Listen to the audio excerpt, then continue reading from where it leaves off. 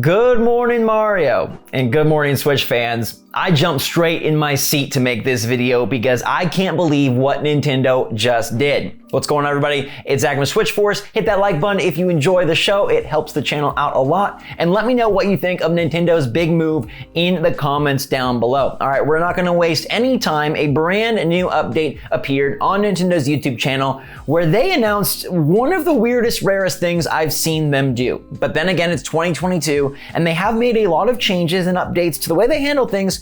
So I guess this is just another one in the lines of the new Nintendo. Aonuma got back on track, announcing that the Zelda Delay was actually their April Fool's joke, and Breath of the Wild 2 has been undelayed, returning to 2022, which I find fantastic. Now, there was a dark side of this equation, which is that they've decided to delay and postpone Splatoon 3 instead to spring 2023.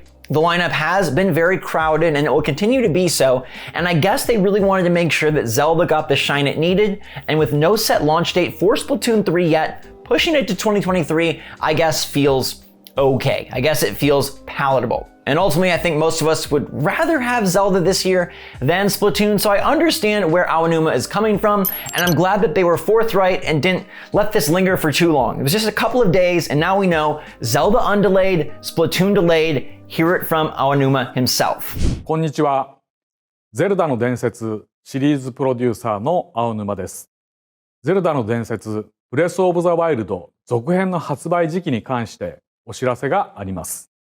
本作は2022年に発売を予定しているとお伝えしていましたが、開発にもう少しお時間をいただきたく、発売を2023年楽しみにお待ちいただいている皆様、大変申し訳ありません。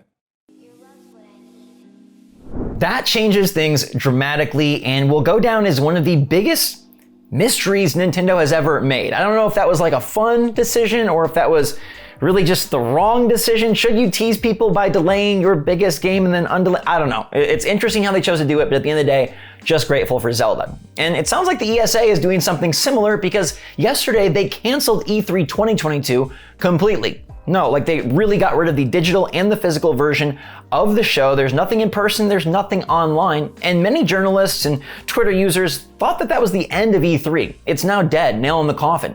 But later, ESA announced that E3 2023 will return, and it'll be a reinvigorated showcase that celebrates new and exciting video games and industry innovations, and they confirmed it will be physically in the Los Angeles Convention Center once again, which personally I love. I love E3. There's so many good memories. Like I literally have chills just thinking about going and seeing Bloodborne for the first time, seeing the Wii U for the first time, playing the Switch, the Mario Odyssey display, the Breath of the Wild display, the Pokemon Stadium. It's a great show. It's phenomenal. Nothing can replace it. No other show that tries to fill the shoes, the feet are too small. You can't fit in these shoes because E3 is the Christmas for video games. So I'm excited that they will be back in 2023.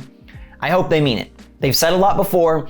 I hope they're able to pull it through. Now, what does this mean for Nintendo? Will they cancel their E3 plans? Absolutely not. I surely believe that Nintendo will still have a June Direct, as they've had for year after year after year. They still have lots of games. In fact, every publisher has their games. Without E3, there's just not a central hub, but these players and people still need to announce what's coming later this year and beyond. So you can fully expect an E3 Direct from Nintendo. It just won't be branded as such. It'll just be the Summer Direct or the June Direct or the mid-2022 Direct. But I still believe it'll focus heavily on their upcoming games for 2022, Zelda back in the mix, and then look ahead to 2023 and maybe even beyond. Sometimes Nintendo likes to tease far ahead, but don't worry, Nintendo's plans still in full effect, just won't be underneath the ESA banner. Now I'm waving my banner for Capcom because not only do they make great games, but they make great decisions, and they're sharing that success with their employees. Capcom announced that the base salaries for Japanese staff are going to be increased by 30%. That's no small margin. That's not the 25-cent raise you got at your retail job. That is a 30% raise. And they say after 5 consecutive years of record profits, they want to give some back to the people that are making them have 5 consecutive years of record profits. I really applaud Capcom for doing that. We see a lot of big businesses get greedier and hoard more and more as they reach milestones and successes, but Capcom is spreading the goods. Now, I would like to see them do this globally. I'm not sure why it's just Japanese staff right now, if it'll expand to other territories, but this is still a nice move, and they say it'll take effect starting now. Going forward, they get a 30% bump. Let me know in the comments if you'd love for your job to give you a 30% bump.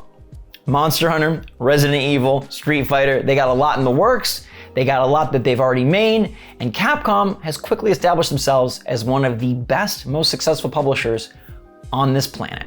I gotta point this out, all right? Mario Kart Tour is now very much relevant to us Switch fans because we know Nintendo is pulling tracks for the Mario Kart 8 Deluxe Booster Course Pack from Mario Kart Tour. So when I see White Birdo, I'm like, whew, slide into those DMs real quick. She is looking fancy and fine. I like the golden Yoshi egg, but it's that White Birdo. And this really makes me wish that Nintendo would bring characters or at least skins alongside the courses. I think Mario Kart is so ripe for what Tour does. It works well in Tour. I think they need to bring this to the next console iteration, and I'd love to see them start to squeeze it in there with the DLC. Bring us some of these fun skins. You got Reindeer Yoshi, you got White Birdo. All right, beautiful characters, beautiful skins, and just a whole lot of fun. The courses are strong and solid too. This one focuses on Yoshi Valley, not a new course, but I'm sure we will get more Mario Kart Tour in the next DLC for 8, which should arrive sometime later this fall. Over on the eShop, prices are falling because Sega just announced their big spring sale. This thing is going to run for about 16 days from now till April 17th, and it features most of their big Switch games, if not all of them.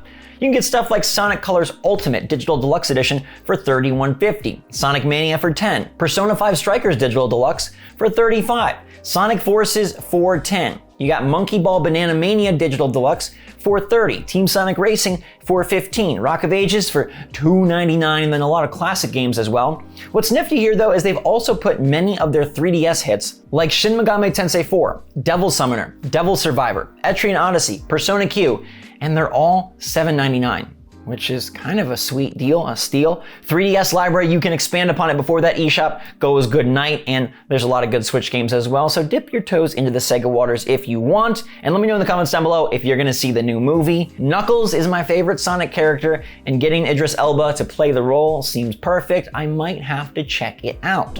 We're also checking in on what you think about Mii's, and you guys, man, you're weirding me out here. The poll was all about if Nintendo should keep using Mii's. And 74% of you said yes, they should. The Mii's from a decade ago, the simple Mii's with the awkward eyes and the weird mouths, you want them to keep. I guess it's the nostalgia. I'll give it to you. I understand there's a lot of loving memories with the Mii's, but I and 26% think they should do something different. I like the Sportsmates, what can I say? They're new and shiny and flashy, and I think they're a lot more fun, but I bet Nintendo will keep the Mii's around forevermore. They seem very attached to their Mii's and their Wii's and their Amiibo, and they just love the era of the double I. Maybe we'll get a Switchy 2 or a Switch 2 with 2 eyes. Yes, we uncovered the sequel name. It's Switch II. Boom, baby. Thanks for participating in the polls. You can find them every weekday evening and again on Sunday evening, which is the next time I'll talk at you over on that tab. But for now, everybody, thank you so much for watching. Have a fantastic rest of your day. Make sure you're staying safe, staying healthy, staying happy, staying positive out there. Even with the Switch lineup shifting around, changing, I know we can look ahead and smile. Thanks again, everybody. Love you lots. SwitchForce out.